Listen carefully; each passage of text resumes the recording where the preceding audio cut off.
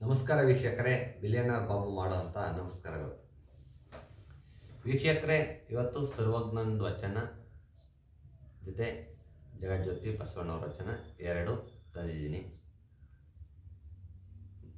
ಸರ್ವಜ್ಞವರು ನಮಗೆ ಜ್ಞಾನ ಎಷ್ಟು ಮುಖ್ಯ ಅನ್ನೋದು ಹೇಳಿದ್ದಾರೆ. ಅದ್ರ ಬಗ್ಗೆ ನಾನು ನಿಮಗೆ ತಿಳಿಸ್ಕೊಂಡು ಕೊಡ್ತೀನಿ ಸ್ನೇಹಿತರೆ. ವೀಕ್ಷಕರೇ, ಸರ್ವಜ್ಞವರು ಏನು ಹೇಳಿದ್ದಾರೆ? ಜ್ಞಾನವೆಂಬುದು ಇದ್ದರೆ ಲೋಕದಲ್ಲಿ ಸುಖ, ಪರಲೋಕದಲ್ಲಿ ಮುಕ್ತಿ.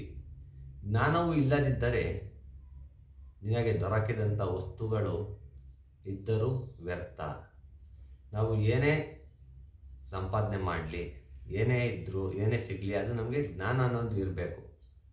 ಇವಾಗ ಉದಾಹರಣೆಗೆ ನಮ್ಮ ಹತ್ರ ದುಡ್ಡು ಇರುತ್ತೆ, ಇಲ್ಲ ಬೇರೆ ಏನಾದರೂ ವಸ್ತು ಇರುತ್ತೆ. ಅದನ್ನೇನಾದರೂ ಖರ್ಚು ಮಾಡ್ಕೊಂಬಂದಾಗ ಏನು ಹೇಳ್ತಾರೆ ಮನೆಯಲ್ಲಿ? ಏನೋ ನಿನಗೆ ಜ್ಞಾನ ಇಲ್ವಾ? ಜ್ಞಾನ ಇದ್ದಿದ್ರೆ ನೀನು ಈ ಥರ ಮಾಡ್ತಾ ಇರಲಿಲ್ಲ. ಏನು ಉಪಯೋಗಿಸ್ಕೊಬೇಕು ದುಡ್ಡು ಅಂತ ನಿನಗೆ ಗೊತ್ತಾಗಲ್ವಾ? ನಿನಗೆ ಜ್ಞಾನ ಇದ್ದಿದ್ರೆ ಆ ಥರ ಖರ್ಚು ಮಾಡ್ಕೊಂಡು ಬರ್ತಾ ಇರಲಿಲ್ಲ. ನಿನಗೆ ಜ್ಞಾನನೇ ಇಲ್ಲ ಅಂತ ಬೈತಾ ಇರ್ತಾರೆ. ಮೈ ಮೇಲೆ ಜ್ಞಾನ ಇಲ್ವೇನೋ ನಿನಗೆ, ನೋಡ್ಕೊಂಡು ಹೋಗೋ ಅಂತ ಹೇಳ್ತಾರೆ. ರೋಡಲ್ಲಿ ಹೋಗ್ಬೇಕಾದ್ರೆ, ಗಾಡಿಯಲ್ಲಿ ಹೋಗ್ಬೇಕಾದ್ರೆ ಹೇಳಲ್ವಾ?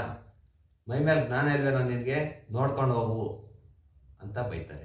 ಅದಕ್ಕೆ ನಮಗೆ ಜ್ಞಾನ ಅನ್ನೋದು ಬಹಳ ಮುಖ್ಯ ಆಗುತ್ತೆ ಜೀವನದಲ್ಲಿ ಸ್ನೇಹಿತರೆ. ಇನ್ನೊಂದು ಇದ್ರ ಬಗ್ಗೆ ಐನ್ಸ್ಟೀನ್ ಅವರು ಹೇಳಿದ್ದಾರೆ, imagination more than important for the knowledge.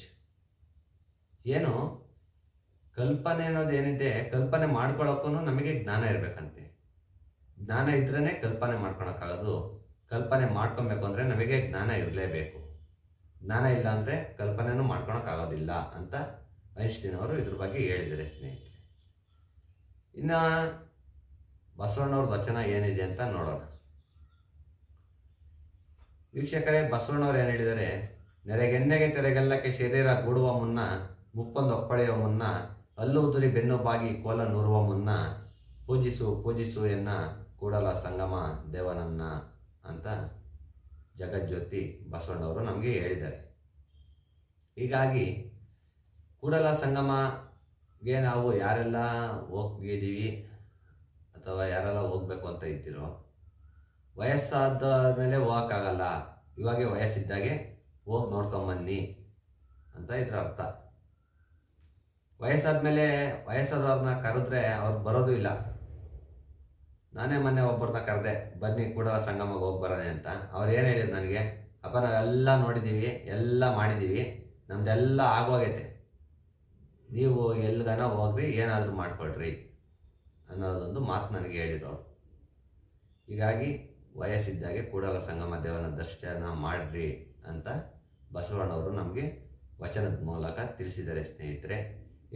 ಇನ್ಯಾರೆಲ್ಲ Kudala Sangama ದೇವಗೆ ಹೋಗಿದ್ದೀರೋ, ಹೋಗ್ಬೇಕು ಅಂತ ಇದ್ದೀರೋ, ದಯವಿಟ್ಟು ನೀವು ನೋಡಿ, ಯಾರ್ಯಾರೆಲ್ಲ ನೋಡಿರೋ ಅಂತ ಇದ್ದೀರೋ ಕಮೆಂಟ್ ಮಾಡಿ ತಿಳಿಸಿ. ಈ ವಿಡಿಯೋ ಇಷ್ಟ ಆಗಿದ್ರೆ ಒಂದು ಲೈಕ್ ಮಾಡಿ, ಶೇರ್ ಮಾಡೋದನ್ನ ಮರಿಬೇಡಿ. ಇನ್ನು ಯಾರೆಲ್ಲ ಸಬ್ಸ್ಕ್ರೈಬ್ ಆಗಿಲ್ವೋ ದಯವಿಟ್ಟು ಸಬ್ಸ್ಕ್ರೈಬ್ ಆಗಿ ಸ್ನೇಹಿತರೆ. ಧನ್ಯವಾದಗಳು ಸ್ನೇಹಿತರೆ. ಮತ್ತೆ ನಾಳೆ ಮಗದೊಂದು ವಿಡಿಯೋದಲ್ಲಿ ಭೇಟಿ ಆಗೋಣ ಸ್ನೇಹಿತರೆ.